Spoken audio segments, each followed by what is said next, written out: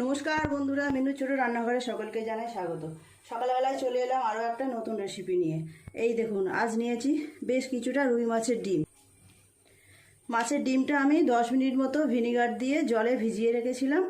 এইবার এর মধ্যে সমস্ত মশলা মিশিয়ে নেব। তার আগে আমি একটা পেস্ট বানিয়ে নেব। 2 রকম সর্ষে এখানে নিয়ে নেব। 1 চামচ পোস্ত, দিয়ে দেব 5টা কাঁচা লঙ্কা, 4-5 কোয়া রসুন আর অল্প একটু আদা। অল্প একটু জল দিয়ে সুন্দর একটা পেস্ট বানাবো। খুব বেশি জল দেব না, অল্পই দিলাম। মাছের ডিমের তো অনেক রেসিপিই করা হয়, তো ভাবলাম আজকে একটু অন্যরকম কিছু করি।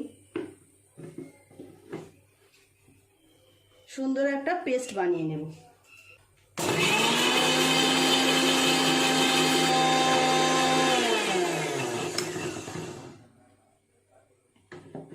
পেস্টটা করা হয়ে গেছে। এবার এক এক করে ডিমের মধ্যে সব কিছু দিয়ে মিশিয়ে নেব। ডিমটা আমি এইভাবে একটু চটকে নেব। এরপর এর মধ্যে এক এক করে সমস্ত মশলাগুলো দিয়ে দেব। দিয়ে দেব পরিমাণ মতো নুন, অল্প একটু লঙ্কার গুঁড়ো দেব। আমি কাঁচা লঙ্কা দিয়েছি, এটা রঙের জন্য অল্প একটু দিলাম। দিয়ে দেব পরিমাণ মতো হলুদ গুঁড়ো।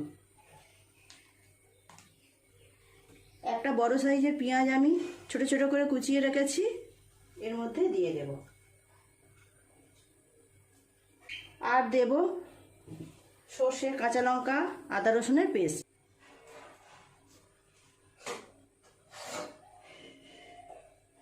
আর দিয়ে দেব বেশ কিছুটা সর্ষের তেল।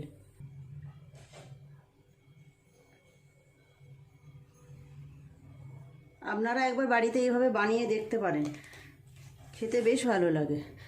খুব সুন্দর করে সব কিছু হাত দিয়েই মাখাবো। এই কাজটা হাত দিয়েই করতে হবে। হাত দিয়ে মাখালে খুব ভালো মাখানো হবে।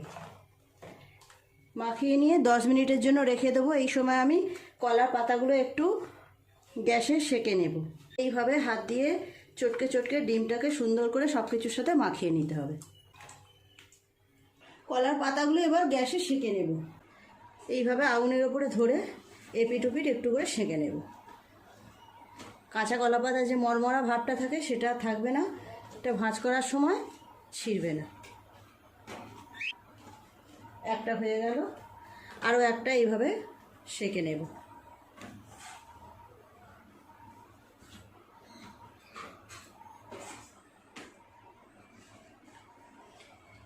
এইভাবে সমস্ত পাতাগুলো আমি সেঁকে নেব।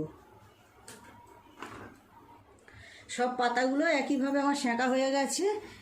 এবার ডিমগুলো দিয়ে সুন্দর করে বেঁধে নেব। একটা থালার উপরে পাতাটাকে এইভাবে রাখবো, রেখে বেশ কিছুটা ডিম দিয়ে দেব।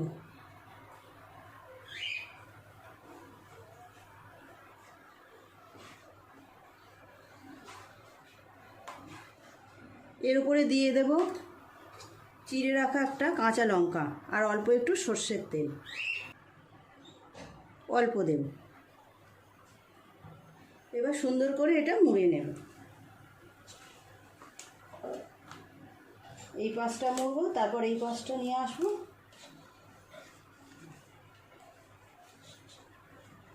এবার একটা সুতো দিয়ে বেঁধে নেব।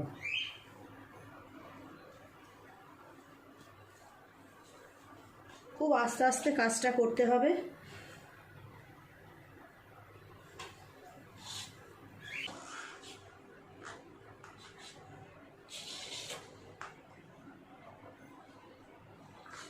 বাঁধা হয়ে গেল, তৈরি হয়ে গেল একটা ডিম পাতুরি। আরও একটা করে দেখাবো আপনাদের।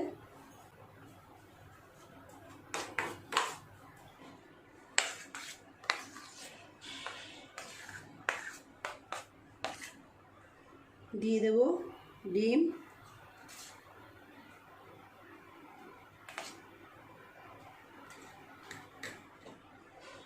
কাঁচা লঙ্কা আর অল্প একটু সর্ষের তেল।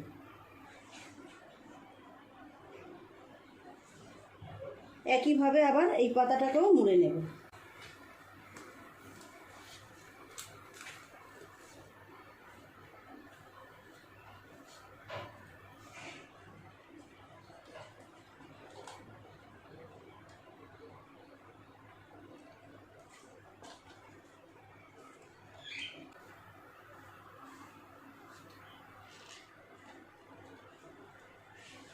আপনারা যখন বাড়িতে বানাবেন, আমি তো ভিনিগার জলে ডুবিয়ে রেখেছিলাম, আপনারা চাইলে লেবুর রস দিতে পারেন, আবার কিছু নাও দিতে পারেন। এইভাবে বাকিগুলোকেও আমি তৈরি করে নেব। বন্ধুরা দেখুন, এক এক করে সব পাতুরিগুলোই আমার এইভাবে বাঁধা হয়ে গেছে। এইটা হলেই হয়ে যাবে। গ্যাসটা জেলে প্যানটা গরম করতে বসিয়ে দেব।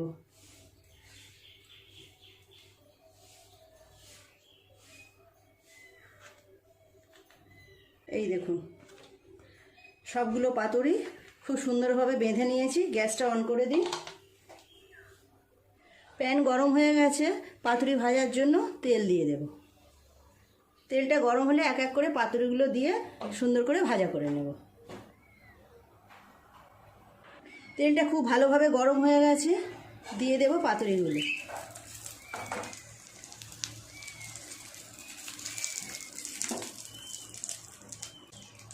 উপর থেকে ঢাকা দিয়ে ভাজা হতে দেব।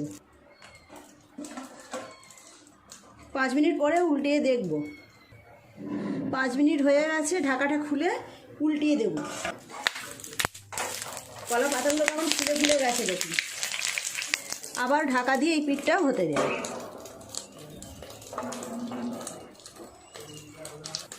আরও 5 মিনিট এই পাশটাকে ভাজা করেছি, এবার তুলে দেব।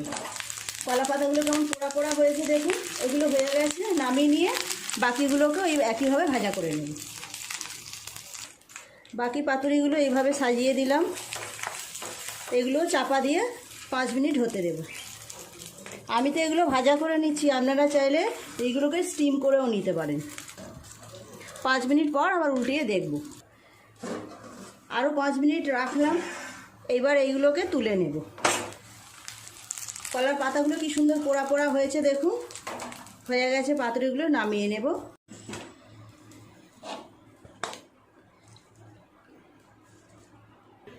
বন্ধুরা দেখুন, তৈরি হয়ে গেল একদম নতুন ধরনের রেসিপি, মাছের ডিমের পাতুরি।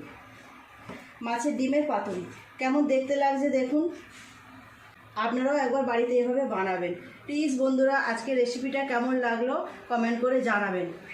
ভালো লাগলে একটা লাইক করে দেবেন। আমার চ্যানেলটিকে সাবস্ক্রাইব করে পাশের বেল ঘন্টিটা ক্লিক করে দেবেন।